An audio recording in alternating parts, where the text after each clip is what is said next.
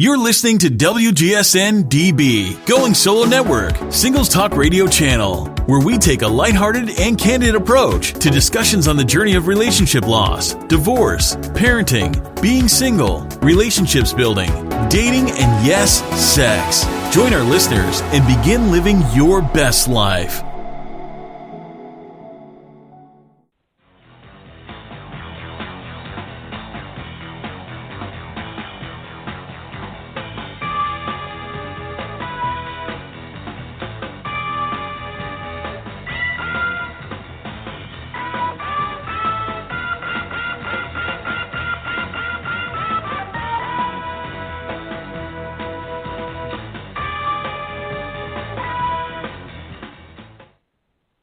Hey, welcome everybody. Welcome to the Bruce Starr Show.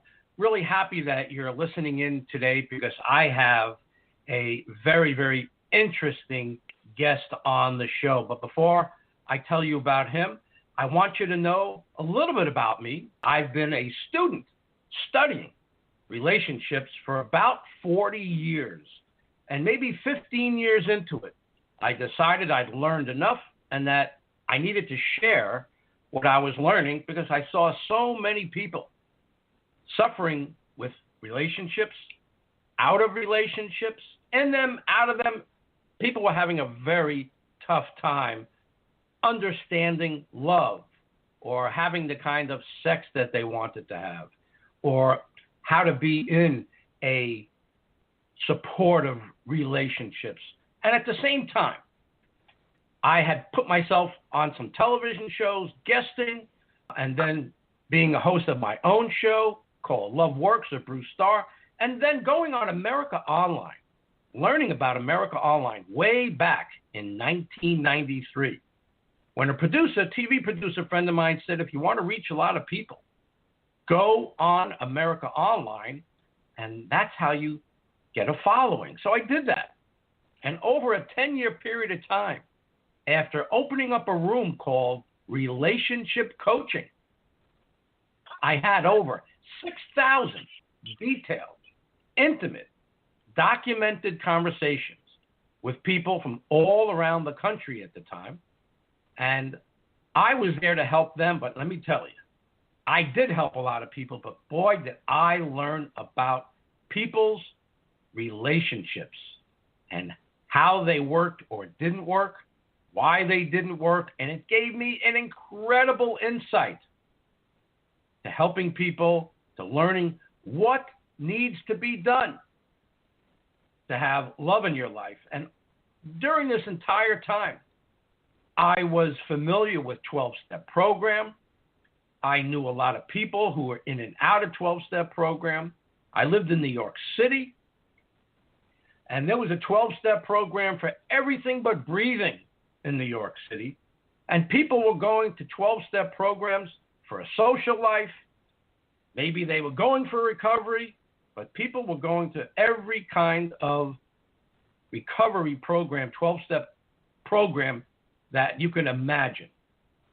So I got a lot of information from that, and recovery, relationships were always so intertwined with each other because many times when people were having a tough time in relationships, many times it was because they either couldn't get into relationships or they were having a tough time with the one they were in, and it had a lot to do with addiction, whether it was alcohol, whether it was cocaine or any kind of other drugs, or sex addiction or money addiction or power addiction, whatever it was.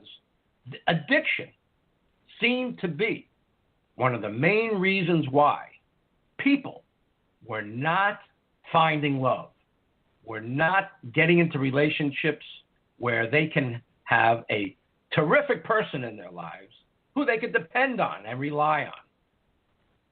And that's why I'm thrilled to have Indian Bob on my show. Indian Bob is known throughout the world as an addiction and drug abuse expert, recovery expert. He has been on radio. I'm going to have him tell you all about where he's been, recovery, Radio Raw. I mean, this guy has put together a support system on the air to help millions and millions of people deal with their recovery. And I want to welcome you on the show right now. Indian Bob, welcome to the Bruce Starr Show. Thanks for coming on. Well, how are you, Bruce? Hey, I'm doing just great and better now that I hear your voice and know that we're going to have an interesting show here today. Well, you had to mention New York City, and of course, you can go to Los Angeles, and you can go to Miami, and Tampa, and Austin, and Dallas. It really doesn't matter what city it is when it comes to 12-step recovery nowadays. There are over 23 million people in recovery and 22.6 million who still need it. But, you mentioned relationships throughout that whole thing. And when we're struggling with active addiction or alcoholism or whatever flavor of addiction you might have, relationships, particularly early in recovery, are what we're seeking anyway. We believe we're seeking relationships, but it's really just about filling a void that's within us. So I have an interesting question for everybody who's listening, and that is in your own definition, what is love to you? Because most people would give you a very broad definition or description of what they feel love is. Not everybody's the same when it comes to the perception of what love is. And most of us don't know what true intimacy is. See, love is really, or the lack of love in your life, is really about an intimacy disorder. Okay, we lost you there for about 5 seconds. So go over that sentence. Really? Yeah, go ahead. Yeah, most people have a very broad description or perception of what love exactly is in their lives. And it's hard to define and get one solid answer because everybody's ideals as far as what love means to them is different. But relationships don't necessarily require love. Usually it's a physical attraction. And the first thing that happens to most of us that come into 12-step recovery and we're trying to remove the substances from our lives so that we can, number one, improve our lives, and number two, hopefully improve the relationships that we're already in or maybe soon to be. But it doesn't work that way. More often than not, we're seeking a relationship so that we can fill the void that's within us. Because in reality, love or lack of love in your life is really about an intimacy disorder. It's about relearning how to be intimate with one another. And it doesn't necessarily mean sex. It means developing a relationship within yourself. How many people do you think, or how many of you that are listening, believe that you have an intimate relationship with yourself, that you can truly say, I really love who I am? And if you can't answer that question, there's ways to bring that to your life. It's not very easy. It takes a lot of inward healing. It takes a lot of truth, and you know me, I always say the truth will set you free, but first it's going to tick you off. So if I do say something that might tick you off, just pause long enough to look for the truth in it, because most of us don't really. Do you like the truth about yourself, Bruce? Mostly yes, because I've been working very hard on recovery and very hard on my personality and being able to love myself. So I'm going to say a vast majority of who I am, I like very much. And there's lots and lots of work to go on, because if I'm not, say for instance, if I'm not having as much money in my life as I can, I hold that against myself. And that's what I'm working on right now. So generally, do I love myself? Yes. Do I accept myself in some ways? Not necessarily. Well, I think that we all have ups and downs when it comes to how we feel about ourselves. And having the ability to settle those problems within ourselves will then transform into having the ability to settle issues that come up in any relationships. Relationships, 1 + 1 does not equal 2. 1 + 1 = 1. And I'll explain that to you, because relationships are about division. If I'm whole, and I've done a lot of work on myself in the years of recovery that I've been in, and that's since February of 2002, I had to rediscover myself, and I had to be willing to look at the truth about myself, which is very uncomfortable at times. And like you just said, there are parts of you still that you don't like so much, but you continue to work, you continue to evolve into who you're supposed to be, what your perception of love of yourself is going to be. And once you possess that, the next step is finding somebody who possesses the same qualities about themselves that they love in order to be in a relationship. And they don't all have to be the same. But 1 plus 1, one whole person plus another whole person equals 1. If I got into a relationship with someone who was not so, happy with themselves and they're always whining and complaining, I get reduced by that relationship. And the hard part is finding out who that individual is prior to the relationship. Nobody does that anymore. Nobody does anything other than the first physical attraction. Ooh, I like her. I like him. You know what? I'm going to get their number, and it's very surface. Relationships cannot possibly be successful without the intimate part of it. How scary is it for you to share your emotions, how you really feel, and be truthful with that with the person who you're in a relationship with? That's right. I was asking you, Bruce. Yeah, the key hot word that we've been talking about, and maybe not focusing on, but the key hot word is intimacy. And most people think of intimacy as how intimate can I be with somebody else? And the real intimacy is how closely can I embrace myself? How closely can I embrace higher power into my life?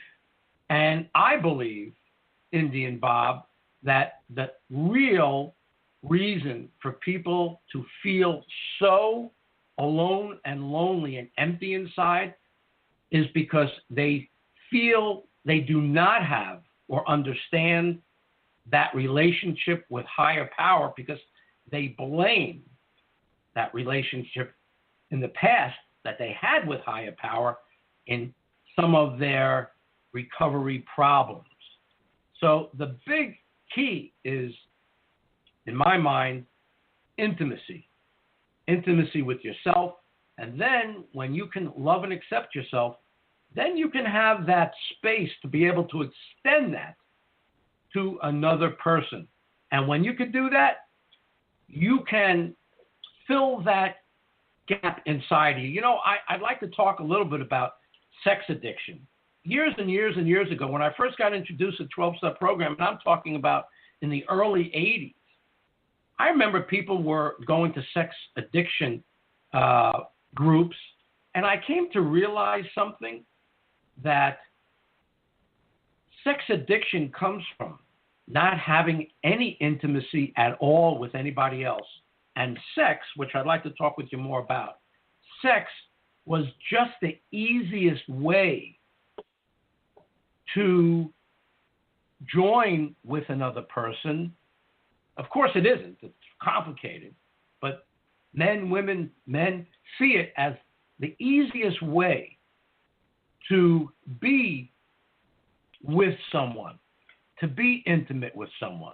And of course that's not true, but it's the way many people... Okay, hold that thought for a second. I hate to interrupt you, but you just kind of nailed a little bit there. You believe that somebody, when they're getting into a sexual relationship, really believes that it's an intimate one. And earlier on, you described intimacy, and you said it's about yourself or your higher power. But most people's perception, when they hear the word intimate or intimacy, they relate it to sex. They do not relate it to an inward emotional appeal of themselves. Think sex. The first question people ask when you say, "Hey, man, I'm dating a new girl. Are you being intimate?" It's not about sex. And sex addiction is an intimacy disorder. Now, if you look up the word intimacy, you'll find what the actual definition is. What I shorten it to for most people is this. Intimacy means into me I see. So when I have, yes, it's the ability to look within myself and heal all of the things that prevent me from being intimate. I cannot possibly be intimate with anyone else. I can have sex, believe me. I have 9 kids, man. I've had my share, but I'm in a relationship that's long-standing, just as you are. And somewhere that process began with "into me I see." So I've got to kind of fix, those things. You talk about sex addiction, but there's love addiction. There's relationship addiction. There's something about the newness of the conquest, or the newness of the romancing, or the back in the old days they called it courting. And then once the event happens, it can't go further because there is no intimacy. It's really only about the love of the newness of relationships. And that becomes very addictive to people. Sex addiction is strictly an intimacy disorder.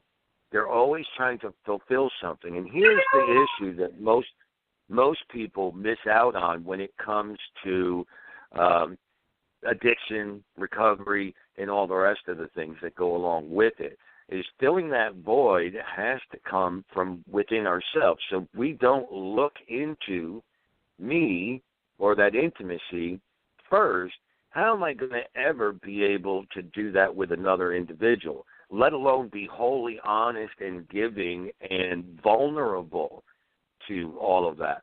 Most people suffer from the 4 core traumas of addiction, which are abandonment, abuse, neglect, and enmeshment. I find that a lot of sex addicts have been enmeshed into a role they were never designed to be in, and have never really had the opportunity with supportive people around them, mom, dad, and the such, who have been intimate with them, shared their emotions, shared their feelings, and to do so. The root cause of everything of looking into us, because if you knew who I was, you wouldn't like me. If you knew the things I did, you couldn't possibly love me. It creates quite the barrier from a relationship to heal those things that keep us from being whole.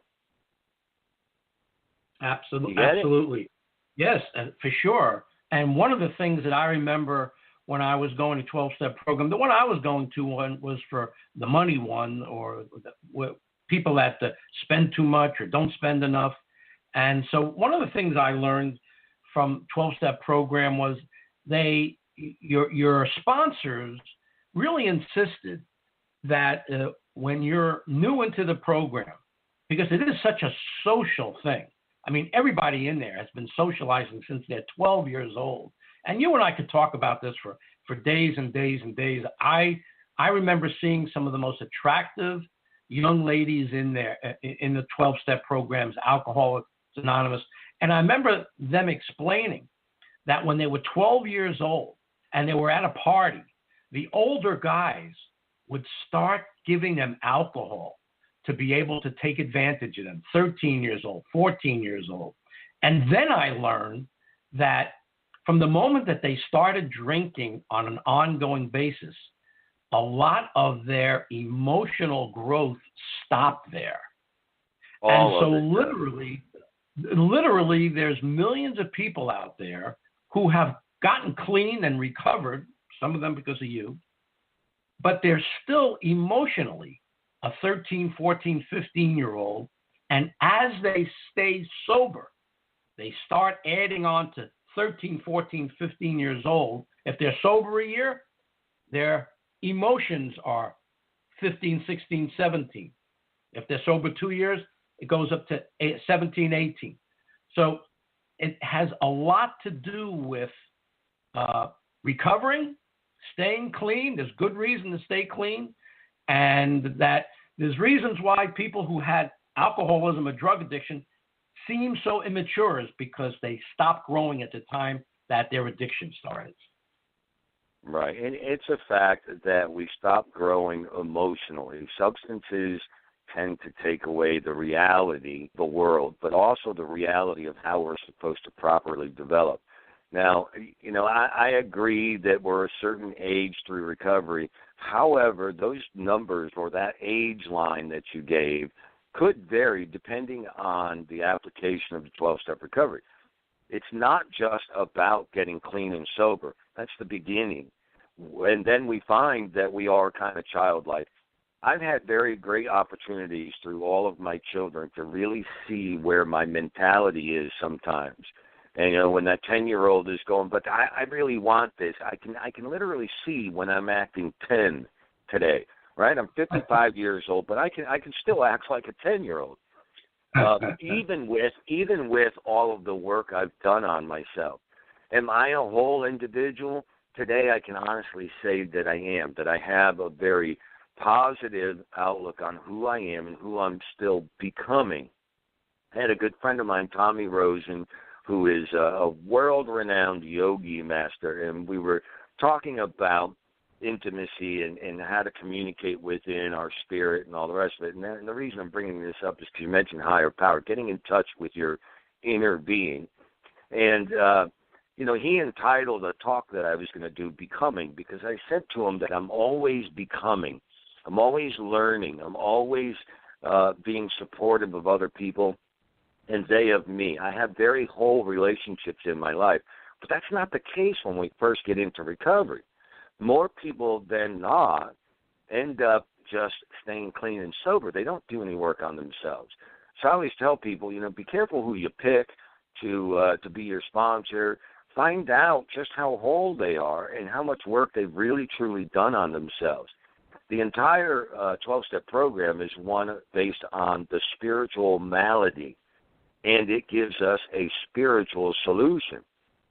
So you're right on point when you talk about that form of intimacy. That's what 12-step recovery is supposed to be about. However, it isn't always. Some people, they just want to get clean and sober, and they're really doing it for the job or the judge or whatever has motivated them to finally surrender and at least get clean and sober. That's only the beginning. I can tell you this, it takes years to really develop that relationship with yourself and maintain it. It's difficult. It's not always easy. So people who are afraid to look within themselves, it's only because they already know the truth. They just don't want to look at it and accept it as a fact in their life. See, admission is great. Acceptance is the final step to where you can actually do some form of action to improve that.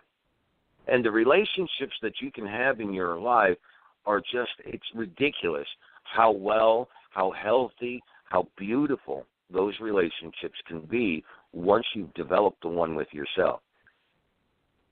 And people need to hear that from you. We are listening to the Bruce Starr Show, and I got a very special guest, Indian Bob, addiction and recovery specialist, doing great work in the 12-step recovery radio shows, Recovery Radio Raw. One of the things I really wanted to talk with you about, Indian Bob, was athletes, addicted athletes, addictions. It's in the news all the time, causing so much domestic violence, so much fighting in between the man, the woman, the mates, whatever it is. And one of the most interesting memories that I have was with a baseball player named Darryl Strawberry. Darryl was a god in New York. I mean, Darryl was everything. The guy was 6'6", 6'7", and hit home runs further than anybody else, skied him into the air. They disappeared. He was just such a star and a celebrity, and everybody in New York loved him. And the whole time, he and Doc Gooden were doing cocaine, and people really didn't even know it. And what happened was he finally went into recovery. And he was there 30 days. And I remember all the TV crews were there when he was stepping out of the recovery hospital that he was in, which I thought was a really sad thing. Because when you're so raw when you walk out of those places, you've just been into yourself, you've been into just a few people. And I remember I was listening very, very closely to what he was saying. when they asked him the questions and his responses. And I was hoping that he would say something like, man, I found my higher power. I found my God. I found my inner self. And what he talked about, what he said was, man, those speakers in that recovery arena, unbelievable. I learned so much from those speakers. They were so dynamic. They really helped me. And you know what I said to myself, Indian Bob? He didn't get it. And he went on to get back into drugs again.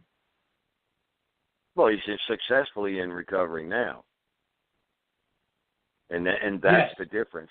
30 days isn't going to make a difference. And you have to understand something. When he was talking about dynamic speakers, there's a thing called the speaker circuit where, people who really sound good and talk about 12-step recovery come out to these highfalutin facilities and, they give their talk and they're meant to inspire, but they don't. They motivate.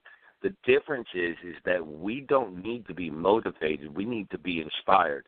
And here's why. Motivation is of the mind. Inspiration is of the spirit. So we have to stop being motivated to do things and inspired to do them. A lot of the issues you talk about with athletes, that is, and some of it's changing in the athletic world, but for the most part, they're encouraged to participate in certain activities to block pain, to be able to get back out on the field or on the court and continue to play. They're paid millions of dollars. The people behind them want them to earn that money. And I had a good friend of mine, Randy Grimes, who is an ex-professional football player. He was the center with the Tampa Bay Buccaneers for 10 years. He had a 10-year addiction playing football and 10 years following after his retirement. And he talked about the open safes of all the drugs. They were encouraged to go and help themselves, anything that would keep them out on the field. Today, they're taking a better look at it. Addiction has created a whole different world and a whole different acceptance of what 12-step recovery can bring to people's lives. In the case of Darryl Strawberry, the worst thing that could have happened to him was all of those people with the cameras and the recorders to meet him coming out of the recovery hospital. It's the worst thing that can happen. We still suffer from that disease of don't you know who I think I am. I can't possibly surrender to something when I am so powerful. I'm a media attraction. I'm a star athlete. It can't be me. So they take a little break. They feel a little better. They've been motivated. They have not been inspired to continue that inward look. They don't have to because the surface looks so good that why change the inside? And that's what really happens to people is on the surface, we all look great. But inside, we're dying. The 12-step recovery program describes us as egomaniacs with an inferiority complex. And in simple terms, it's a look at me, I'm a piece of crap. Because if you got inside me, you could see the ugliness. I was at a treatment center not too long ago, and this young kid, I was sitting in on a group, this young kid says how ugly he is. And I said, that's because you're focused on your outward appearance, not your inward appearance. We're all beautiful inside when we decide to really clean house and change who we are on the inside. And then we see a different person. That person becomes very beautiful. And we're so used to that surface reflection. It's kind of like Lindsay Lohan and her dad, Mike, who's probably the biggest enabler. And Mike got involved in the recovery business, but most of it was about promoting his daughter's career. Oh, look, she's in recovery again. You can sign her for a movie. So when it comes to movie stars and actors and athletes, all they really want is to broadcast that media attention. And you know what it does? It gives 12-step recovery a really negative appearance, that it doesn't work. Well, there's 23 million people in this country that can give great validity to the fact that it works, and I'm one of them. I was a multi-state felony offender who spent 18 years of his life in prison, and today I'm the dad of 9 children. I've got 4 grandchildren. I help people everywhere I go. You've seen my truck. I pretty much break my anonymity. As a matter of fact, when we talked, some woman actually pulled up and asked if that was my truck when we were having our conversation about 2 weeks ago.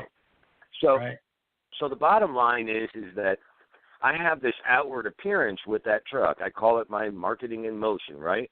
But then that guy on the truck has to be me, has to be the one who smiles and says, yes, it's me. What can I do for you? Here, let me get you a card. Call me.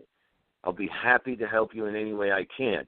And I am 100% willing to do that at all times.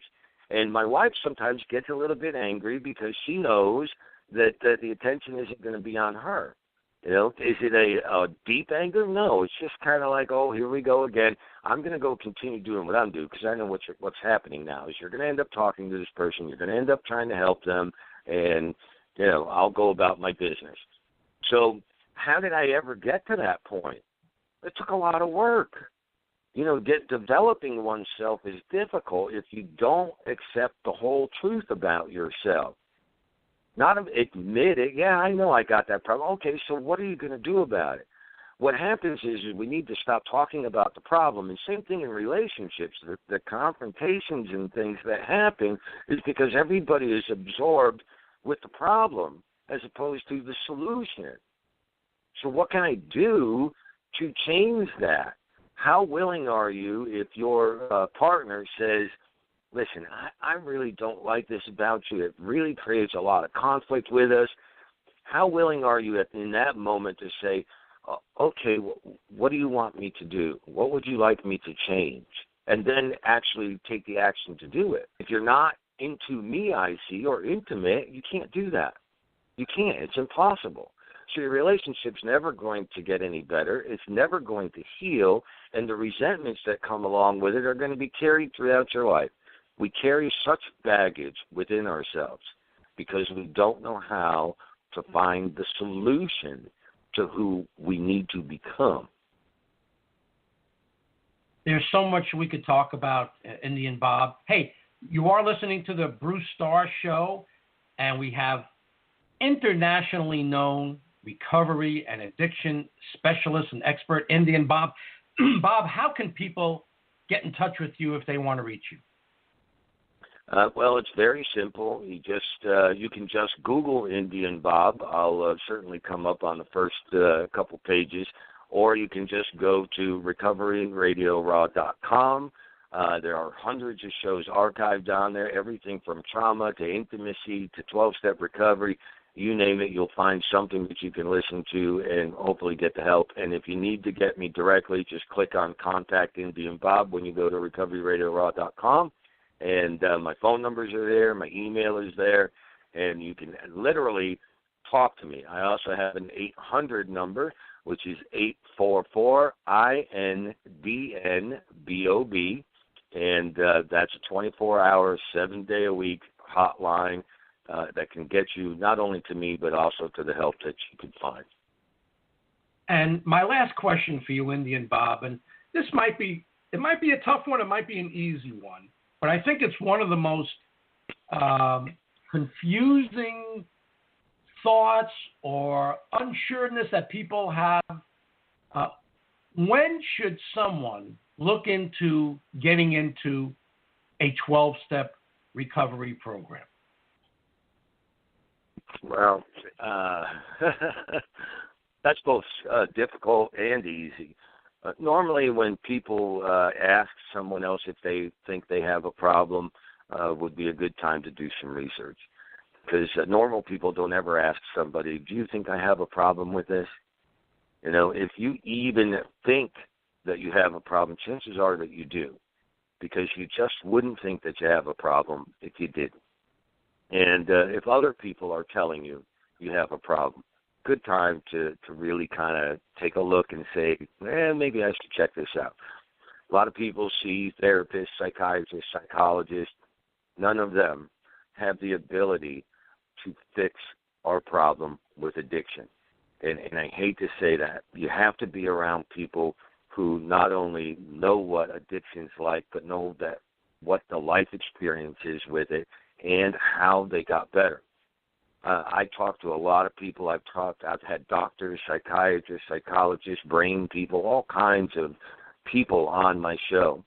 And they can nail down some of the emotional issues that we have, but they can't really solve the addiction aspect of it because they don't know. They got a bunch of psychobabble, but the bottom line is that how can you communicate with somebody if they've never worn your shoes? I always truly believe that never judge another man until you've walked a mile in his moccasins. It's an old native saying that's been around for a long time, and, now they changed it to shoes. But the bottom line is that that's a fact. I can't tell you how to get to a place I've never been. Do you understand that? It's really that simple. So 12-step recovery is where you're going to find the people who've not only been there, done that. You can go into any meeting, and if you nod your head at one thing that somebody says, you're one of us. So welcome aboard and start sticking your hand up, start sharing with people who can understand where you're not going to be judged. We've all had certain walks in life, and we reveal them wholeheartedly to other people because my past has become my greatest asset. Everything that I've been through, people have said all the time, would you change anything about your life? And I tell them no, because my past led me to this. And my past becomes my greatest asset is when I use it to help another person. That experience, strength, and hope. So if somebody's telling you got a problem or you're asking if you have a problem, it's a good time to start looking for some type of help. And if you want to learn a lot more about recovery, about addiction, you just got to go to Recovery Radio Raw, and that's where you will hear Indian Bob. Indian Bob, thank you so much for being on the show. It was great having you, and I look forward to having more discussions with you in the future. Well, and perhaps you'll do me the same kindness, and you'll come and be on the show with Indian Bob and Recovery Radio Raw. We can talk more about what you talk about with relationships and hopefully get some people in tune with themselves so that they can live, what do they say, happily ever after. Oh, my God, that's right. And, I love the idea of taking people's toughest questions and taking them on a show and answering their questions live right on the air. So I really look forward to doing that. You're listening to the Bruce Starr Show. Many thanks for being with us here today, and I hope you got some great information out of it. Have a great day. Catch you again. Thanks again, Indian Bob, and we'll catch you all again. Have a great day, everybody. Bye-bye.